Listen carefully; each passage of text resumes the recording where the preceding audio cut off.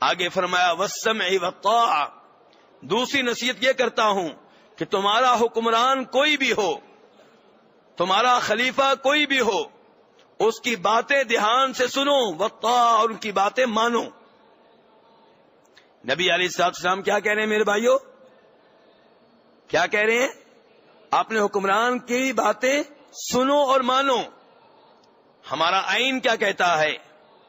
Europe نے جو کچھ ہمیں سکھایا ہے وہ کچھ اور ہے، لیکن جو نبی علیہ السلام کہتے ہیں، جو قرآن پاک کہتا ہے وہ کچھ اور ہے۔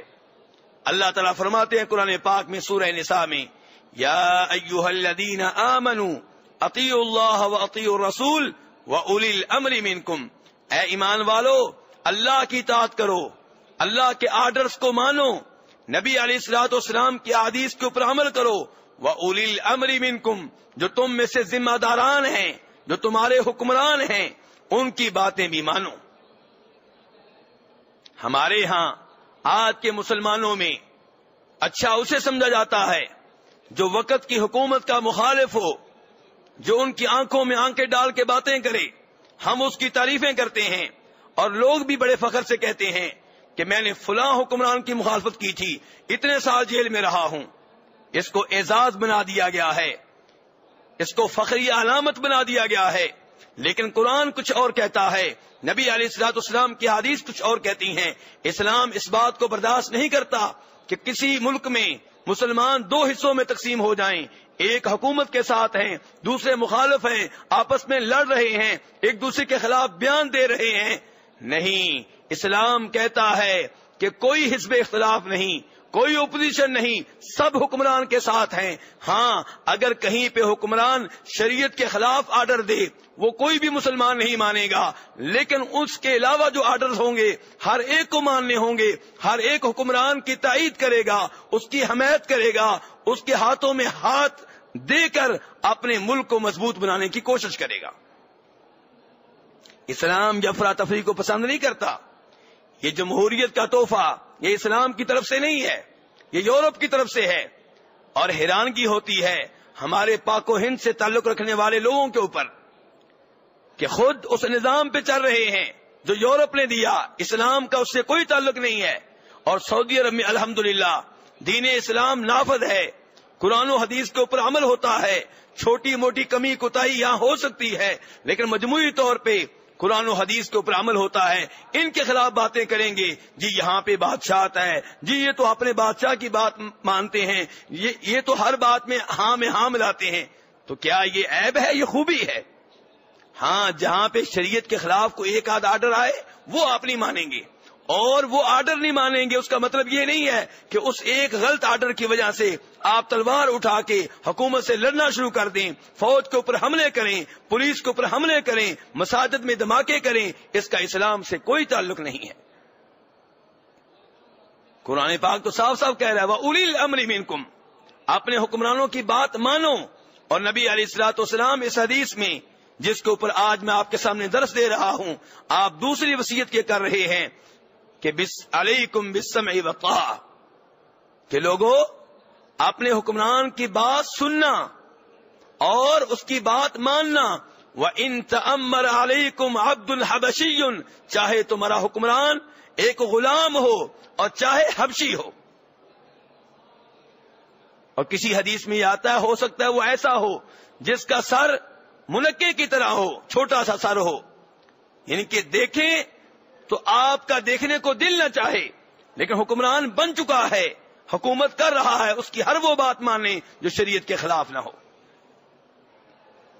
جب اس موضوع کے اوپر گفتگو کرتا ہوں تو ہمارے وہ بھائی جو پاک و ہند سے تعلق رکھتے ہیں وہ کہتے ہیں کہ شاید یہ حدیثیں اس حکمران کے بارے میں ہوں گی جو مکمل طور پہ شریعت کے مطابق حکومت کرتا ہے۔ ارے اللہ کے بندے، نبی علیہ السلام کے بعد جتنے بھی حکمران آئے ہیں اور آئیں گے وہ سارے کے سارے غیر معصوم ہیں، غلطیاں ہو سکتی ہیں، ہوتی رہی ہیں، ہوتی رہیں گی، لیکن چند غلط احکام کی وجہ سے، چند غلط آرڈر جو حکمران نے دیے ان کی وجہ سے آپ اس کی وہ باتیں بھی نہ مانیں جو شریعت کے خلاف نہیں ہے، یہ غلط ہے۔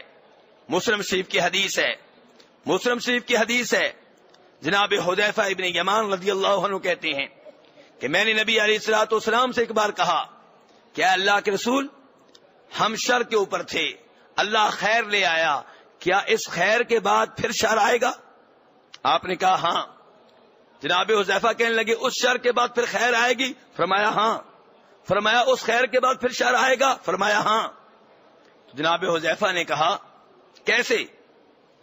نبی علیہ الصلوۃ والسلام نے فرمایا میرے بعد ایسے حکمران آئیں گے کہ جو میری سیرت پہ نہیں چلیں گے، میرے نقش قدم پہ نہیں چلیں گے، میری سنتوں کو نہیں اپنائیں گے، بلکہ ایسے حکمران آئیں گے جن کے دلوں میں شیطان ہوگا، جسم انسانی ہوگا، دلوں میں شیطان ہوگا۔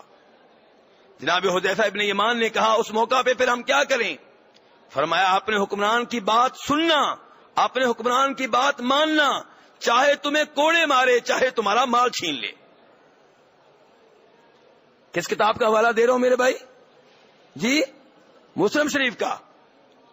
صحیح بخاری صحیح مسلم کی حدیث شک و شبہ سے بالاتر ہیں۔ نبی علیہ الصلوۃ والسلام اپنے صحابی کو بتا رہے ہیں ایسے حکمران آئیں گے جو میری شریعت کے اوپر میرے نقش قدم پہ نہیں چلیں گے۔ فرمایا اس موقع پہ کیا کریں؟ فرمایا اپنے حکمران کی بات سننا اور ماننا، چاہے تمہارے اوپر ظلم کرے، تمہیں کوڑے مارے، تمہارا مال چھین لے۔ صرف وہ بات نہیں ماننی جو شریعت کے خلاف ہے۔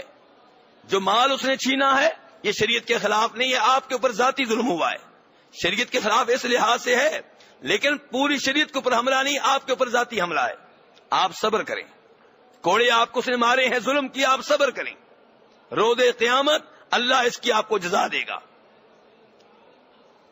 لیکن ہمارے بھائی سمجھتے ہیں کہ شاید یہ حدیث صرف اس حکمران کے لیے ہیں جو ابو بکر کی طرح ہو، عمر فاروق کی طرح ہو رضی اللہ تعالی عنہما، ان کی طرح حکمران کب آئیں گے؟ تو میرے بھائیو، اپنی حکومت سے لڑنا مسلمانوں کو کمزور کرنے کے مترادف ہے، اپنی فوج سے لڑنا، اپنی پولیس سے لڑنا۔ ہاں حکمران آپ سے کہتا ہے نماز نہ پڑھو، آپ تلوار نہیں اٹھائیں گے، آپ پسٹل نہیں اٹھائیں گے، آپ مسجد میں آئیں گے، نماز پڑھیں گے، چاہے وہ آگے سے کوڑے مارے، چاہے پولیس ڈنڈے مارے، آپ نماز پڑھنے کے لیے آئیں گے، لڑیں گے نہیں ان سے، نماز پڑھنے کے لیے آئیں گے۔ حکمران خود ہی سمجھائے گا کہ یہ میرا آرڈر ماننے والے نہیں ہیں۔ حکمران کہتا ہے کہ شراب پینا پڑے گی ہر آدمی کو، آپ نہیں پیئیں گے، لیکن غلط آرڈر کی وجہ سے تلوار اٹھا لیں تو کون سا ایسا حکمران ہے جو گناہوں سے مکمل پاک ہوگا، کبھی بھی غلط آرڈر نہیں دے گا؟ جتنے بھی حکمران آئیں گے کوئی نہ کوئی غلط آرڈر دیتے رہیں گے۔ اور نبی علیہ الصلوۃ والسلام مسلم شریف کی حدیث میں صاف صاف فرما رہے ہیں کہ ایسے حکمران آئیں گے جو میری سنتے نہیں اپنائیں گے، تم نے کیا کرنا ہے؟ اس کی باتیں سننی ہیں، ماننی ہیں، ان کی وہ باتیں جو شریعت کے خلاف نہ ہوں، چاہے وہ تمہیں کوڑے مارے، چاہے تمہارا مال چھین لے۔ تو میرے بھائیو، اس لیے اپنے نظریات اس لحاظ سے تبدیل کریں کہ ہم وہ نظریات اپنا چکے ہیں جو ہمیں یورپ سے ملے ہیں۔ جمہوریت کے سبق لیں، ہمیں اسلام بلا دیا ہے، نبی علیہ الصلوۃ والسلام کی وہ حدیث بلا دی ہیں جن میں آپ نے فرمایا تھا اپنے حکمران کی بات ماننا چاہے حبشی غلام ہو۔ اور سعودی عرب کے علماء کرام الحمدللہ ان احادیث کے اوپر صحیح معنوں میں عمل کرتے ہیں، ہر موقع پہ اپنی حکومت کے ساتھ کھڑے ہوتے ہیں۔ ہاں جہاں کہیں کوئی غلط بات ہو وہ بات نہیں مانتے، لیکن یہ نہیں پبلک سے کہتے کہ اب بم دھماکے کرو، اب تم فوج کے اوپر حملے کرو، مساجد میں حملے کرو، نہیں، ایسی بات نہیں ہے۔ تو میرے بھائیو، نبی علیہ الصلوۃ والسلام کی ان باتوں کے اوپر بھی ہم نے عمل کرنا ہے۔ جیسے نماز والی حدیثیں ہم آپ کی مانتے ہیں، روزے والی آپ کی حدیثیں مانتے ہیں، حج والی آپ کی حدیثیں مانتے ہیں، عمرے والی آپ کی حدیثیں مانتے ہیں، یہ بھی آپ ہی کی حدیث ہے۔ اور اللہ فرماتے ہیں یا ایھا الذین آمنوا ادخلوا فی السلم کافہ، اے ایمان والو اسلام میں پورے کے پورے داخل ہو جاؤ۔ اور ہم کیا کرتے ہیں؟ ہم نے اتنا اسلام لیا ہے جو ہماری مرضی کے مطابق ہے، جو اسلام ہماری مرضی کے مطابق نہیں ہے وہ ہم ماننے کے لیے تیار نہیں ہے۔ اور ایسا آدمی شریعت کے اوپر نہیں چل رہا، اپنے من کے اوپر چل رہا ہے، اپنی عقل کی پوجا کر رہا ہے، اپنی خواہشات نفس کی پوجا کر رہا ہے، یہ اللہ کی بات نہیں مانتا. جو اللہ کی بات ماننے والا ہوگا وہ ہر معاملے میں مانے گا. ہاں بطور انسان کبھی غلطی ہو سکتی ہے، لیکن دل میں عزائم یہ ہوں گے، دل میں ارادے یہ ہوں گے کہ میں نے آپ کی ایک ایک حدیث کے اوپر عمل کرنا ہے، قرآن کی ایک ایک آیت کے اوپر ہم نے عمل کرنا ہے. لیکن یہاں پہ تو ہم نے دین کو تقسیم کر دیا ہے. نماز والی حدیثیں مانتے ہیں، روزے والی حدیثیں مانتے ہیں، پردے والی حدیث آ جائے نہیں مانتے. حدیث کہے آپ کی عورت محرم کے بغیر سفر نہیں کر سکتی، وہ ہم نہیں مانتے. حدیث یہ کہے آپ کی جوان بیٹی، آپ کی جوان بہن، آپ کی جوان ماں غیر مرد کے ساتھ تنہائی میں نہیں بیٹھ سکتی، ہم ایسی حدیث کو توجہ دینے کے لیے تیار ہی نہیں ہے. مرضی کا اسلام. تو نبی علیہ الصلوۃ والسلام یہاں پہ پہلی نصیحت کیا کر رہے ہیں؟ اللہ سے ڈرتے رہو. دوسرے نمبر پہ اپنے حکمران کی باتیں سنو اور مانو، چاہے وہ حبشی غلام ہو. البتہ جہاں غلط آرڈر دے گا وہ ایک غلط آرڈر آپ نہیں مانیں گے، کیونکہ فرمایا نبی علیہ الصلوۃ والسلام نے لا طاعت لمخلوق فی معصیت الخالق، کہ جہاں رب کی نافرمانی ہو رہی ہو وہاں مخلوق کی بات نہیں مانی جائے گی، چاہے وہ والد ہو، چاہے وہ حکمران ہو، چاہے وہ بڑا بھائی ہو، چاہے بیگم ہو، چاہے خامد ہو. جہاں غلط آرڈر دیں گے وہاں ان کی اطاعت نہیں کی جائے گی، وہاں اللہ کی اطاعت کی جائے گی.